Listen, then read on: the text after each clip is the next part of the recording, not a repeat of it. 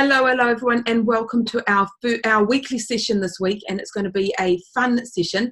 We're doing today a fun and motivating interview with a dear friend of mine, Jennifer Gale, and it's going to be all about how to be fit, fab, and over 50, and of course we all want to be that.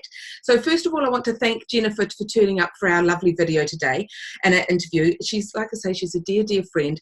She's had the most amazing woman and the most amazing career path, and for those of you who don't know, she's actually the tech guru behind Ditch the Carbs Pro. So for that, I thank you dearly. So Jennifer, I'm going to read you her long career here, but she's had a long career in public health, starting as a registered nurse in intensive care and coronary care, which is cardiology. And she's got moving through to be a hospital chief executive. She's a researcher, a certified wellness coach, and the author of Fit, Fab, and 50. It's a book, website, and a podcast. So welcome, Jennifer, to Ditch the Carbs Tribe. This is fantastic to have you on today. I am excited, but boy, I feel old when you read that out. Oh my God, but no, you can be proud, absolutely proud. It's quite an interesting path. I hadn't realised it till recently. Oh, no, it is absolutely fabulous. So great to be here. So thank you very much. Today we're going to talk about being fit, fab, and over 50. And for those who aren't 50 yet, we're going to make you fit and fab over 50. And for those who are reaching that or over that, we all want to achieve that. So first of all, I would like to know what made you have the most amazing career change from being a top executive at a hospital to running fit, fab, and over 50. Well, it's an interesting thing because I only ended up there because us old ladies, when we started out in life, there were really only two career choices that you had. You could either be a nurse or a teacher. Mm-hmm. So I'm talking like in the 70s. There really wasn't any options. And I had already left home, which is a story for a few bottles of red wine. And I was 17 and I thought, what am I going to do with my life? I was working in a Volkswagen service centre behind the desk as the junior office girl or as the office girl. I thought, what am I going to do? And I thought, well, I can either be a teacher or a nurse, and being a nurse paid you a wage. So how altruistic is that? So I became a nurse simply because I could and they paid me. And of course I thought also that in those days, you know, women were a bit, I suppose they weren't seen as being steady and, you know, that kind of thing. And I thought, well, if I can stick this out for 3 years, then people will see that I can stick at something and I'll be, you know, well thought of. Here am I at 17. Anyway, so that's why I became a nurse. And then lots of firsts occurred in my life during my nursing career. So I was the first nurse ever to have a maternity uniform and the first nurse ever to have maternity leave in my hospital. Oh, wow. How amazing is that? So without that, I probably wouldn't have stayed because I wouldn't have been able to. You know, in those days you had to leave work and all kinds of things. So, yeah, so that was interesting. So, and then I kind of just stayed because that's what you did, and I had a child to support, and you just did it. And I thought, well, there are other things to do, but I really love learning, and it's a great environment to learn. And it also, I decided that, yes, I had all these responsibilities, but I should use my job to do the things that I want to do. And so, I mean, I've travelled the world as a nurse and as a cardiac rehab consultant. I was Australia's cardiac rehab representative internationally for a couple of years. Jennifer, why do I not know all these things about you? Because there's way too much to know. But, you know, and then I thought, at this point in my life, I thought, I don't really like the way they're running these hospitals. I reckon I could do it better. So that was when I thought I'd go off and be a chief executive officer. Had to work my way up, had to become a director of nursing first. And I was a director of nursing at Peter Mac for quite a few years. Some people might know that's the biggest cancer institute in the Southern Hemisphere. It's in Melbourne. Wow. And I had fun, and then I became a CEO, and then it's like a really tough job. Like working in public health is hard. It's just hard. And, you know, the further away you get from the patients, the less positive feedback you get and the more belting up you get. So, yeah, I did that for quite a while. And then I left and did some contract work. And at the end of my last contract, which was in Rockhampton, and I managed the cyclone in Rockhampton. So I've managed 2 disasters in my career, which is very unusual for somebody to have one, let alone two. But I loved the second one because I knew what I was doing. It was fun to know how to do. So then I thought, what am I going to do? And when I turned 50, those are people who want to look me up. I actually did a triathlon, my first triathlon when I was 50. And the reason I did that was because my husband became quite sick, and I kind of all of a sudden realised that I'd always wanted to do things and had never done them, because there was always responsibilities and things to do. And I think very similar to lots of other women, oh no, there's this to do, there's that to do, and all the rest of it. So I never had it, but he was on really high dose cortisone and quite manic. And so I was looking for things that I could take his mind off it. And I thought, oh, why don't I do a triathlon? I always wanted to do. And so then I had to learn to ride a bike and I had to learn to swim because I couldn't do either of those things. So you hadn't done those things before? You decided No, I could dog paddle. I understand that. A lot of ladies can relate to that. And my husband is a fantastic cyclist. He was like a champion in his youth and all that kind of stuff. I did run. I was running. But anyway, so then I did that and I ended up doing 17, only little ones. Don't be impressed. They weren't Ironmans. But the process of getting fit enough to do that, I learned that there is no or very little information out there for older women. There still isn't. Lots for young women. And even then there wasn't much for young women. Yeah. But and I talk about this a bit in my book about the little things about triathlon that are a little different, when you've got to ride your bike for a lot of hours, what do you do with all that pubic hair? Like, this is a bit funny.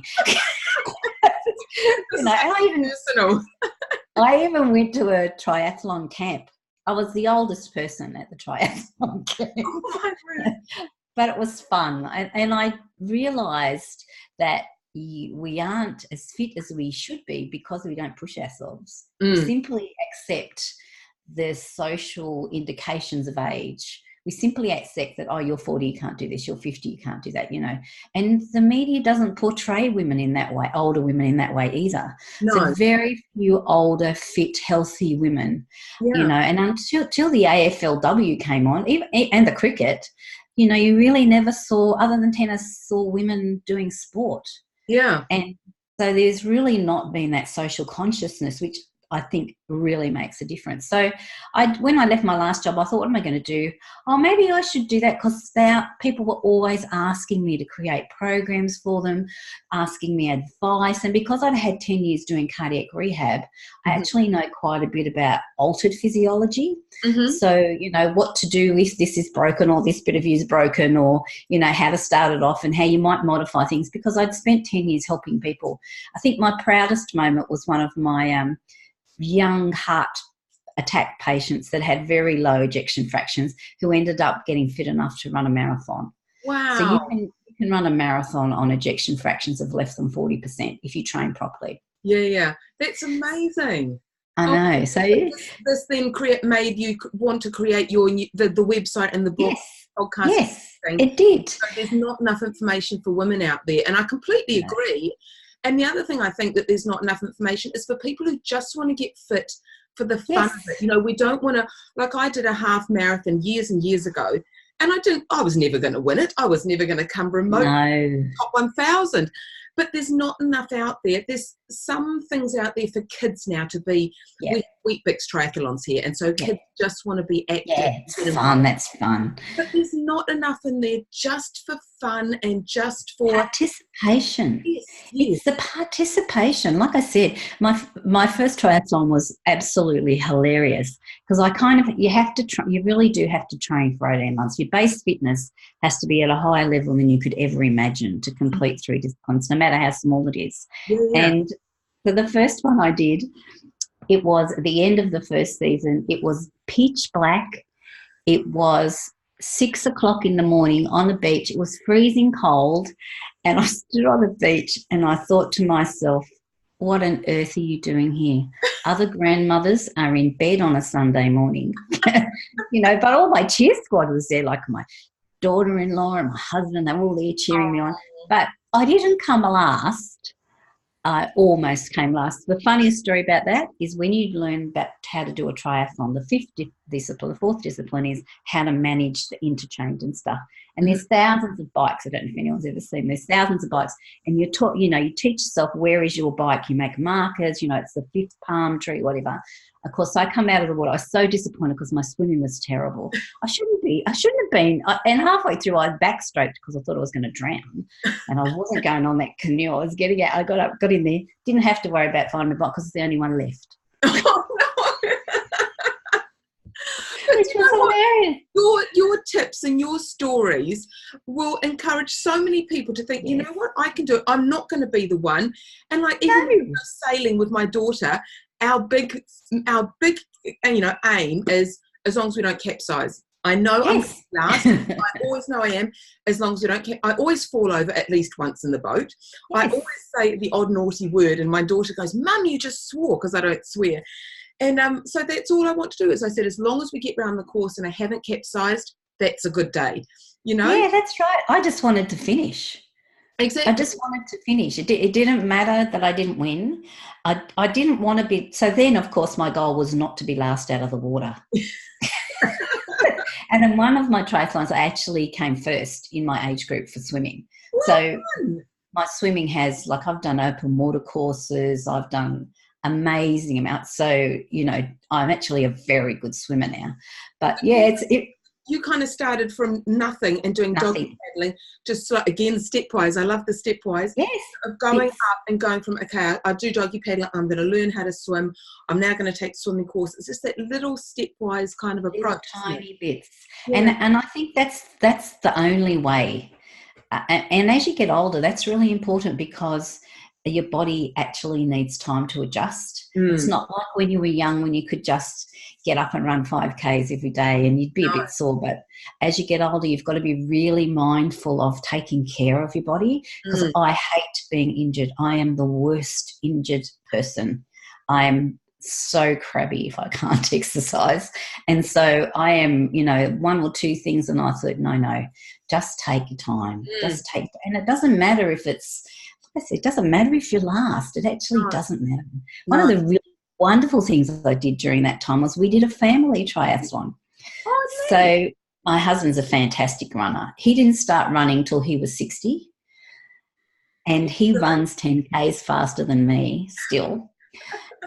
But he's a good runner. My son's a really good cyclist because his girlfriend used to live a long way away, and we weren't going to drive him, so he learnt how to cycle fast.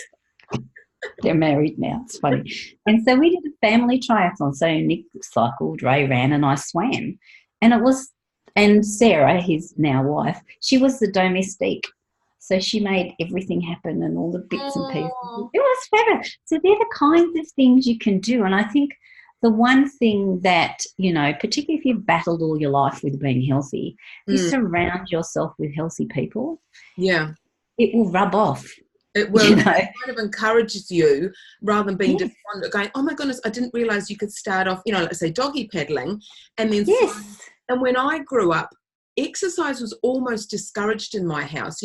My mother or my grandmother would say, you're only born with so many heartbeats, why waste them? That's a good approach. Yeah, and that was, she lived till I think she was 92 or something, and that was her thing. And my mother and my grandmother were very, very British. Doing sport was just not the thing. No.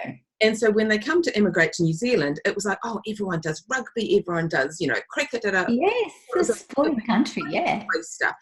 And so I was discouraged, and it's only now in my older years, it's when I had my third child, so when I had Benjamin, somebody gave me a half marathon ticket. And I thought to myself, oh, you could walk or run. And I thought, okay, I'll sign up and I'll walk.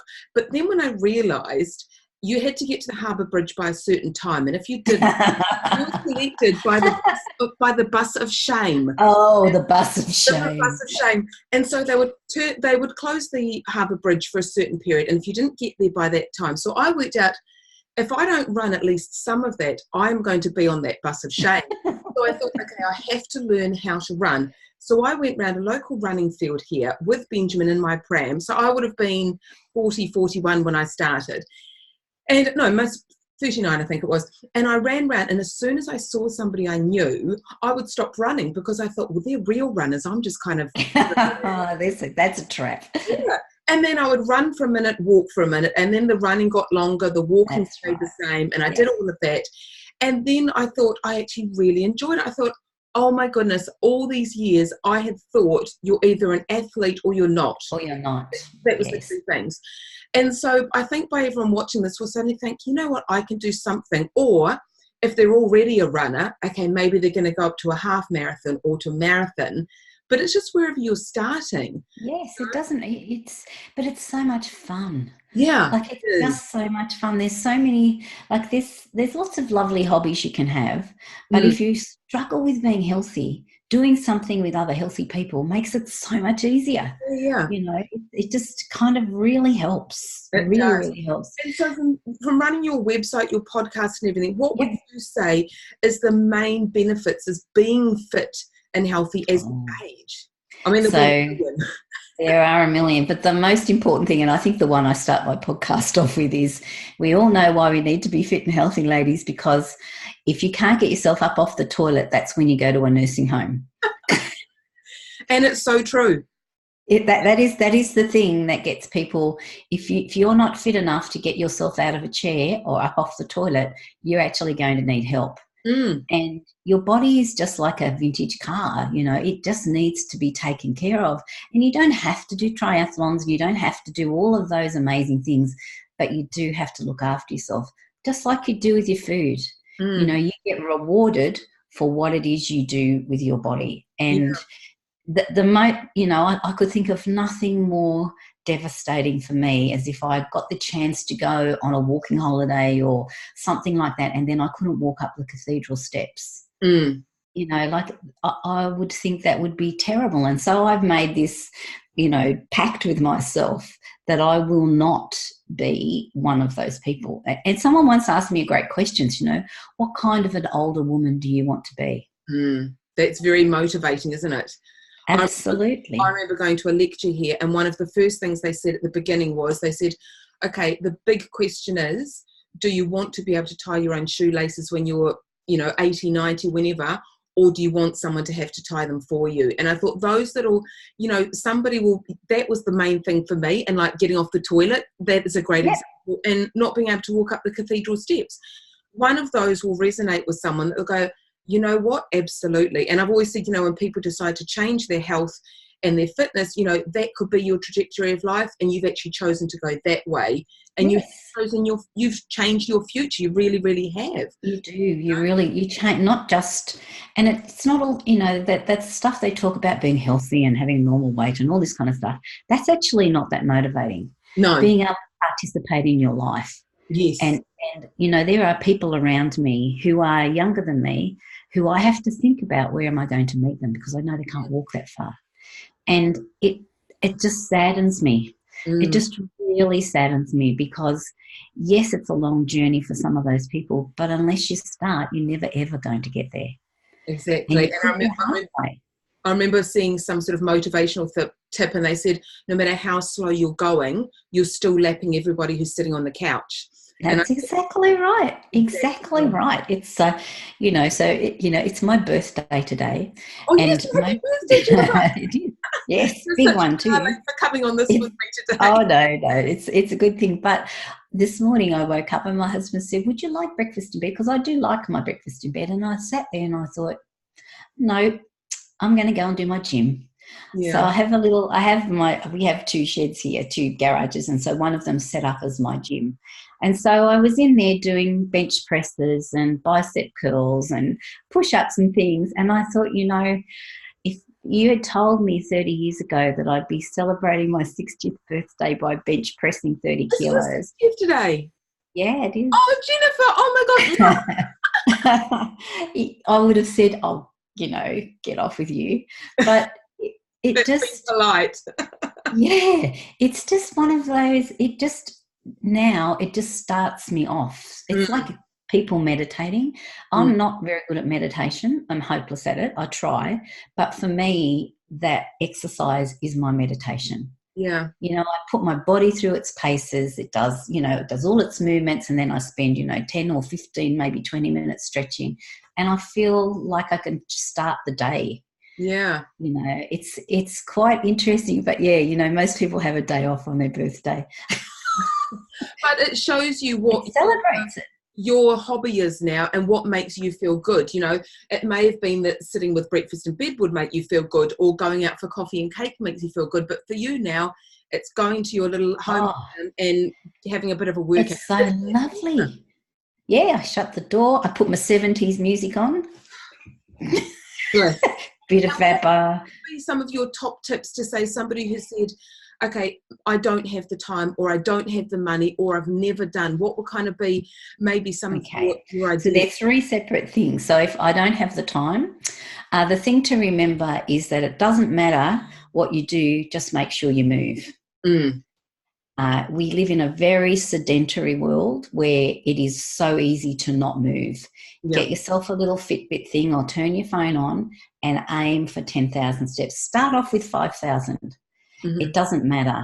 And to remember that exercise accumulates through the day. So the benefits of exercise accumulate. So you don't have to do 30 minutes is not enough anyway, but you don't have to do that 30 minutes in one go. You could do, you know, 3 lots of 10 minutes or 6 lots of 5 minutes. And if you do that through the day, it's exactly the same effect on your heart and your body. So, and that's one of the mini challenges we're doing in the middle of this month. Yeah. Is that first of all, I want to get everyone to get that cumulative exercise and activity through the day, whether it's taking the stairs instead of the lift. And doesn't matter. Exactly. And whether it's, you know, instead of walking to the closest cafe, you walk to the furthest cafe to get your coffee. Or, you know, going for a walking meet with one of your girlfriends, or, you know, one of your teammates, rather than sitting down with it or doing whatever. And I think it's so important. And then the next challenge is choosing a brand new activity and trying that. So we're kind of picking things up a bit. That's good. The other thing that I would say is build it into your day like that, but build some strength work. And I don't mean using weights. I actually mean using your body weight. So when you go to the toilet, when you get up, you do 10 squats at the window, at the mirror. Excellent. Every time you go to the toilet, do 10 squats. You will soon become really good at it.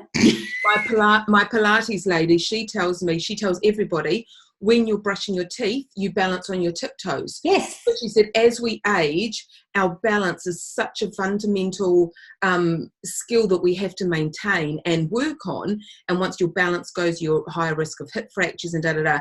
And she said, just by doing that, and if you get into that habit of brushing your teeth on your tiptoes, and I've started, and my kids are going, kids can do it easily, but I'm sitting there brushing my teeth kind of like this. And take your shoes off to do it. Yes. Take your shoes off to do it, because we lack the connection between the neuroreceptors and our feet because we wear too much footwear. So take your shoes off. Same thing. Stand when you're making a cup of tea. Try standing on one leg. Take your shoes off. Stand on one leg. Stand on the other leg, because it's just that your brain gets lazy. Because when you're little, you play.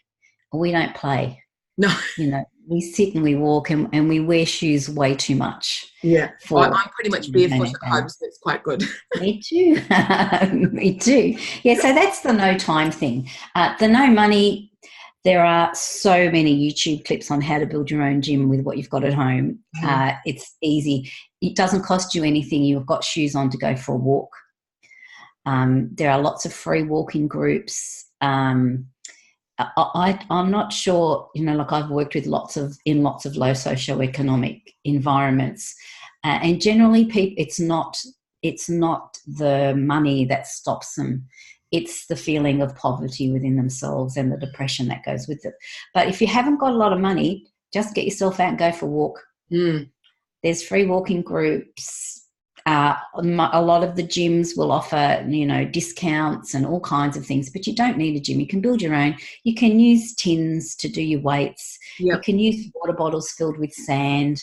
There's so many things that you can do. Just have a look around. It doesn't have to be expensive. Triathlon is expensive. You need a bike. Mind you, my first bike was $50 from Bikes R Us. My new bike was a hell of a lot more expensive than that. But, you know, you don't need a lot of money. You just need a bit of motivation. I would say, though, if you have very little money, the thing to spend your money on for a woman is a good bra and a good pair of shoes. Yep. Yeah, I've had to invest in my shoes because I pronate, you know, and your feet kind of turn ever so slightly inwards. And if you don't get that sorted, then it will go up your body. You get knee problems and hip problems and things. Yeah. So I just buy pronating shoes, and then I have extra inserts that go inside that just support my arches. And that's money well spent. But, you know, for a woman, your bra is the next most expensive thing you need to buy. Unless you're not very well endowed like me. Oh, half your luck. But even then, the rate in which your breast tissue moves is very disturbing.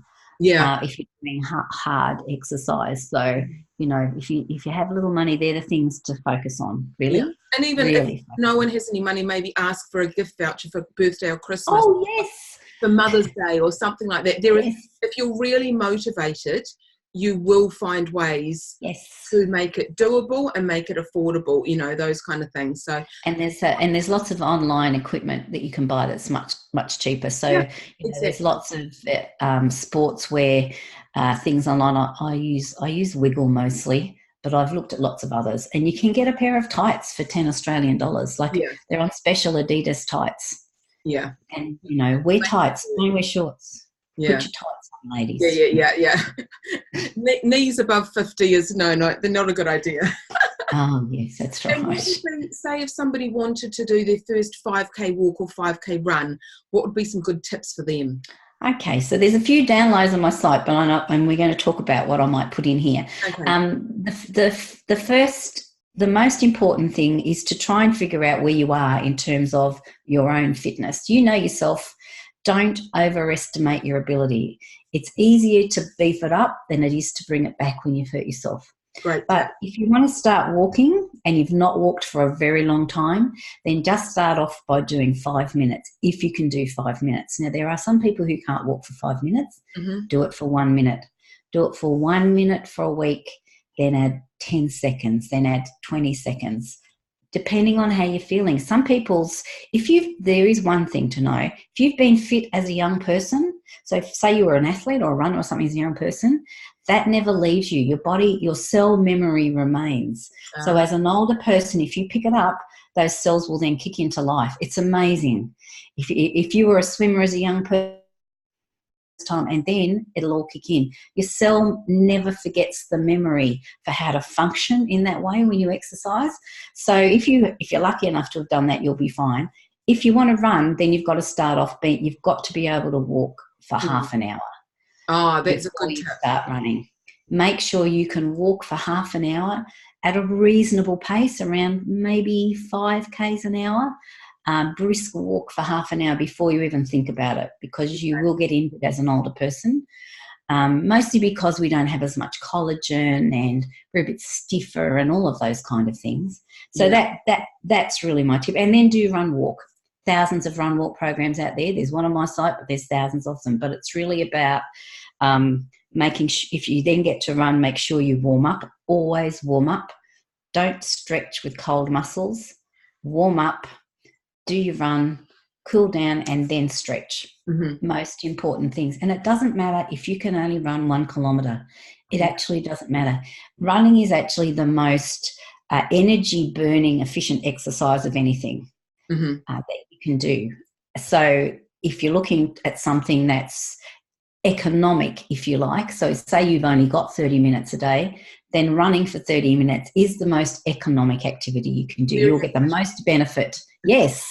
Yeah. Yeah, very efficient out of that. So, yeah, I guess that's there would be my tips. Start off slow. Decide what it is you want to do. Set aside some time. The most important thing is to get into habit. It's habit. You know, motivation will get you started, but as I always say, motivation's like an old boyfriend, never there when you need them. I think I'm going to make a little motivational tip with that one. And my motivation is I go running with a girlfriend 3 times a week. Yes. And I know she's waiting down the corner for me at 6:15 a.m. and I'm not going to let her down, and she won't let me down. And we quite often text each other the night before going, oh, I can't make it because there's a family reason, or generally children pop up or something. But generally, if you've got somebody as well to motivate you, that they're sitting down at the bottom of the road, or a trainer or something, it's how you feel as well. I know every time I've been running now for, I don't know, 10 years maybe, every time I don't want to do it. I know I don't want to do it, but I know I can guarantee when I come back, I will go, that I'm really pleased. I've never once gone out and regretted a run, ever. I know. No one ever does. No. I used to play this game with myself when I didn't feel like running, because I rarely have anyone else to do this with. So I used to say, okay, you don't feel like running, just get up and get dressed and see how you feel then. And then just walk to the corner and see how you feel then. And then I think, oh, look, I'll just run a little bit. And before I know, I've run 5Ks. Yeah. It's just, but it's the habit of getting out of bed. And a habit can take anything from 3 to 365 days to form. You know, these people that say you need 6 weeks, it's actually not true. It depends on how complex the habit is to make it. But just the process of making sure you're awake and out of bed at the same time, if you're going to do it in the morning. Most people are morning exercises, not everybody. Then, or you know, on the way home I do this. On the way home, I always go here and I go for a walk. It's like just a routine. That's the most important thing. And you don't even have to do anything. Yeah. But you have to just commit to making that time yours. And like, you know, you've got your history in cardiology and as a hospital chief executive, all that. Do you think that women are left behind when it comes to medical research, when it comes to fitness, when it comes to programs? And, you know, we've said before, the food pyramid was developed for, or to help middle-aged men who are high risk of heart attack. That didn't include women, that didn't include premenopausal, postmenopausal women, it didn't include children. And suddenly we've kind of been almost like left behind. Yes, it's, you know, we can have a great philosophical debate here about language people use and how it's male-centric, which is why women get left out. But it is absolutely true. And there is, when early in my career, I actually did some research on women and heart disease, and the fact that they don't do as well when they have a heart attack. They're usually treated late. They are left longer before they're sent off for their diagnostic tests. They do worse at cardiac interventions. And then after a heart attack, they will also do worse. And this is like, I'm talking, I did this when I must have been 29. So this is 30 years ago. And last year I read an article that said exactly the same thing. And I thought, what is wrong with the world? You know, that there isn't this focus on women have heart attacks as much as men. Their symptoms are different. That's the other thing, is that people don't realise that women do not act the way men act. Their physiology is different. If we saw a girlfriend having heart attack symptoms, how would we recognise that compared to, say, the husband? So men are much more likely to have a classical symptoms. They'll be grey, they'll have central pain radiating down their arm. Women are more likely to start becoming more breathless over a few days. They will often have just pain in their fingers, maybe just pain in their jaw. It's very rarely central and crushing for a woman. Wow. They do get it, but women have very different symptoms. A lot of women will complain of feeling like they've got the flu. Like, I've got the flu, I feel terrible, I feel like I've got the flu. And they won't associate any of the breathlessness and it's not like a feeling in your chest, it's like a heaviness in your body, like as if you've got the flu. You know, you've got the flu and you feel, that's a lot of women will present saying, I feel like I've got the flu, I just feel dreadful. And I guess, of course, a lot of medical professionals will be quite dismissive of that, going, you have just got the flu, or it can't possibly be a cardiac arrest because you're women, and that's men that mainly get it. And that, like you say, the whole sort of... you've got to really fight for what you want. Make sure you've got a good doctor who understands you more than anything. But, you know, if you're not fit, that's the thing. And that's what women don't do very well, is they don't look after themselves. So, and I'm as bad as anybody at times. You know, I don't feel well. So rather than where a man might say, I don't feel well, to their wife, and their wife would say, or their partner, they'd say, go off and go to the doctor. We actually don't say anything. No, we have the family to just everything out. There's all the other things to do. Oh, and who can be bothered? Who can be bothered? And yet by the time most women seek treatment, they've already had some kind of episode. Wow. They will really, some will present early and, be able to be treated beforehand, but that's very unusual. I guess it's because it's such generalized symptoms. Like it if is, I were to experience that, I think, well, am I crying wolf going just because I'm feeling down? There's nothing specific or acute about that. Often, yeah. Yeah, it's a really often it's just generally feeling unwell more than anything else. But the other thing is that women have smaller coronary vessels, so their coronary arteries are a little smaller than men's, and so they don't do as well. Especially, one of the things I always used to say to my patients is one of the things about Mother Nature is she's designed us to live and behave in a certain way. So we have all these wonderful hormones as a young woman because we're designed to have babies and to live long enough to actually see them become adults. Mm-hmm. And once they're adults, the hormones go away, and that's when you usually start to see side effects from heart disease. So there's still truly don't know the effect of hormones on your heart and the effect of your uterus on your heart. So there's lots of unknown things about women's health. And it's all about heart. There's all been conflicting studies about HRT. We won't go in, that's another whole thing all in itself. But we all know the cardioprotective effect that estrogen and everything else has on us. And it's like, I don't think I've hit menopause yet, but I'm thinking the longer I can stay with my estrogen in my body, I'll bring it on, the better. Yeah. The better. Because as soon as it hits, bam, the risk of cardiac event. That is exactly. You can overcome it by being really, really fit.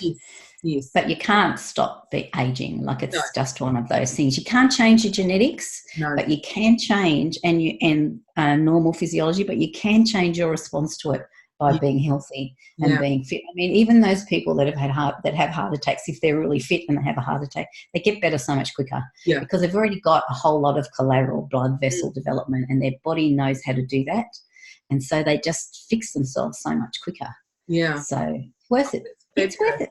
So to finish up then, what would be your top 3 tips to encourage and to help people being fit and fab over 50 or approaching 50 or beyond 50? But beyond 50 now. So the most important thing is to move. Yep. Move every day. Make sure you move. Even if it's only for 5 or 10 minutes, make sure you move. If you work at a computer all day like I do, stand up. Get yourself a sit-stand desk so that you're standing. Yep. Because standing is much better for you than sitting all day. So move more today than you did yesterday. Just move. Don't care what it is, just move.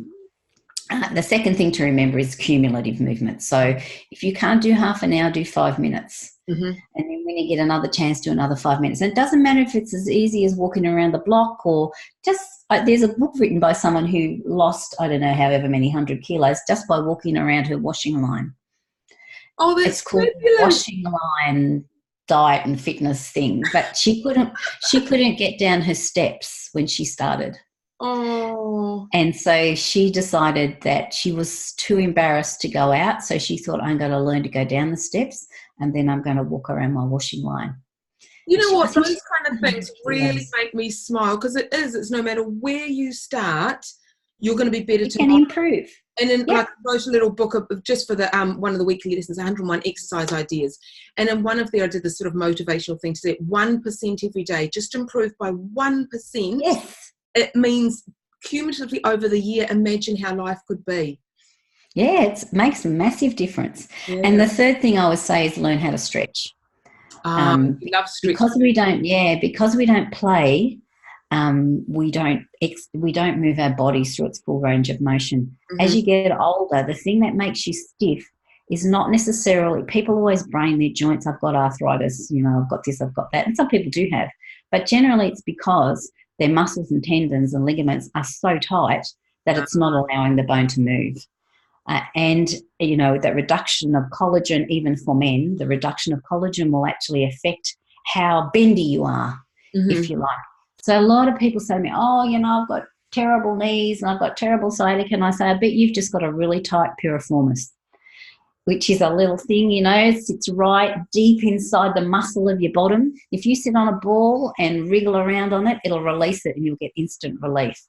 Isn't that awesome? Now, why have we not been? Because you do. So many people say, I've got arthritis in my joints, or I've got pain and inflammation, but it is probably very tight and sore ligaments and tendons, as opposed to I've got an underlying disease process. Exactly. But even if you have got an underlying disease process, stretching and keeping your ligaments and tendons and muscles healthy will actually hold your bones in place and make them move more effectively. So if you can't do half an hour a day, at least do your stretching at the end of the day when you're warm. After a bath is the best time, I find, to do a stretch. Because you've got the bath brings lots of blood. And I'll tell you, the reason you stretch is because when you stretch, the blood rushes to those places that you're stretching, and so you get a new supply of oxygen, and it also takes away the waste products.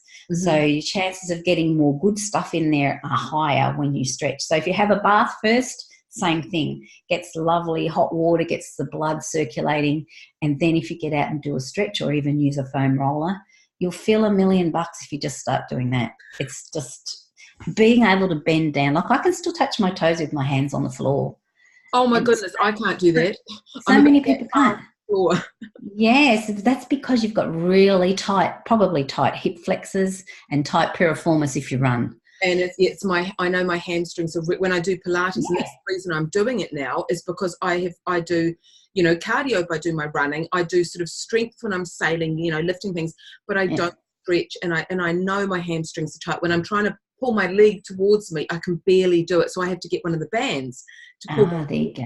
But she understands. Oh, you're a runner, you need to stretch your hamstrings. So she's working with that. So but people just need to learn how to stretch properly. I mean, the other thing I would add, and I'm only allowed to do 3, is to make sure that you put some weight. Make sure you put some weights in your day. So you do sailing, don't let your husband carry the shopping. You carry the shopping, because you actually need to put weight against your body in order to keep your bones healthy. It's really lovely that people try to help you, but I'm actually stronger than my husband. He can't bench press what I have because he's got crook shoulders.